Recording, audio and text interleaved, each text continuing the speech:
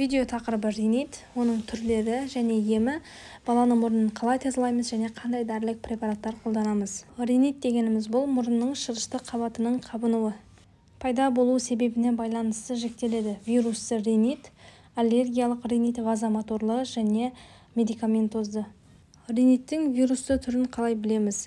Бұл кезде симптомдар түшкіру, мұрынның бітелуі, көзден жас ағу, мұрыннан су ағу, одан кейін иіс сезбеу симптомдары болады. Ал оның аллергиялық риниттен айырмашылығы, аллергиялық ринит аллергиямен байланысқан кезде ешқандай ағзада мысалы ОРВИ-нің белгілерінсіз дамиды.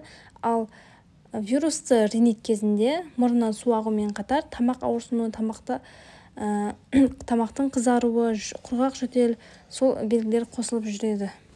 Вирустар риниттің емінде ең негізгі ережелер бұл үйдің температурасы 18-20 градус, ал ылғалдылық 50-60% болуы керек. Себебі үйдің ауасы өте ыстық болса немесе өте құрғақ болса, мұрынның шырышты қабаты құрғап, мұрынның бітелуі одан бетер ушығады. Вирусты риниттің емі тек симптоматикалық жүргізіледі, себебі оның этиологиялық емі жоқ.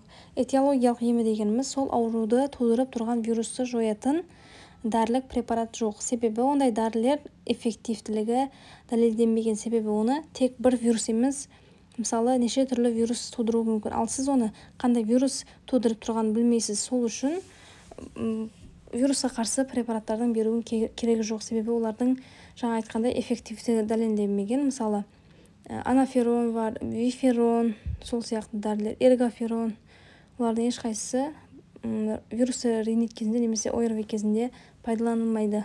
Ем симптоматикалық түрде жүргізіледі. Мұрын ағу кезінде мұрынды немен шаямыз?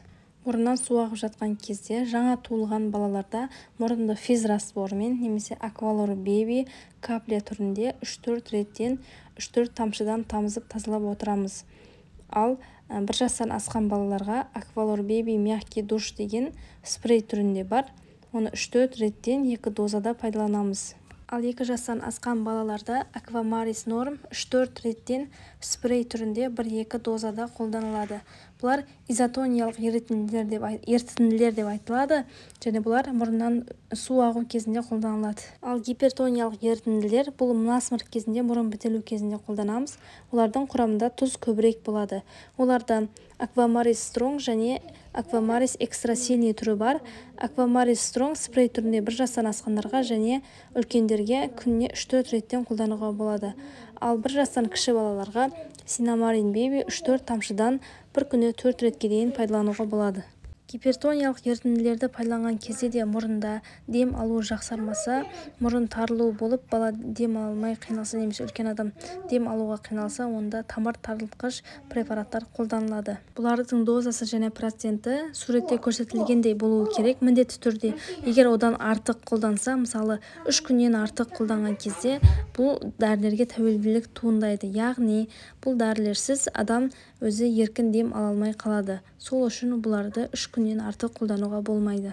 Мұрынға тамызуға болмайды. Сүт, қызылмай, оксалиновый маз, назиферон, перикс водород. Қызылмай және оксалиновый маз қолдануға болмайды, себебі олар майлы болғандықтан мұрынның шырышты қабатының кірпікшелердің бір-біріне жабысып қалуына әсер етеді. Яғни мына кірпікшелер мұрындағы бөгде затты немесе вирустарды сыртқа шығару қызметін атқарады. Ал сіз май қолданған кезде ол шырышты кірпікшелерді бір-біріне жабысып қалуына әкелесіз және олар өз қызметін дұрыс атқара алмай қалады. Ал назоферон бұл құрамында интерферон бар. Видео басында айтылғандай, бұл вирусқа қарсы препараттардың эффективтілігі дәлелденбеген. Ал перикс водород бұл мұрынның шырышты қабатының күйуіне алып келеді. Мұрыннан бөлініп жатқан маңқа өте көп болған жағдайда, онда осындай аквамарис лейка түрінде қолданылады. Бұның қолдану ережесі ауызды ашып, басты бір жағына бұрып, бір мұрыннан құйып, ал екінші мұрыннан шығарамыз. Осылай мұрынды тазалауға болады. Бұл 4 жастан асқан балаларға ұсынылған. Немесе ондық шприцтің инесін алып тастап, ішіне физраствор құйып, осылай баланың мұрнын жууға болады. Баланың мұрындағы маңқа өте қою болған кезде және оны 1 жастан кіші балалар өздігінен сыртқа шығара алмайды. Бұл кезде осындай аспираторлар қолданылады. Бұл суреттегі круша аспиратор деп аталады. Ал екіншісі бұл механикалық аспиратор. Бұл кезде бір ұшы баланың мұрнында болса, ал екінші ұшы анасы аузымен ауаны тарту арқылы тазалайды. Бұл кезде ортада фильтр болады және мұрнынан шыққан маңға сол жерге жиналады. Ал үшіншісі бұл электронды. Видео ұнаған болса, каналға тіркеліп, лайк басып, достарыңызбен бөлісіңіз.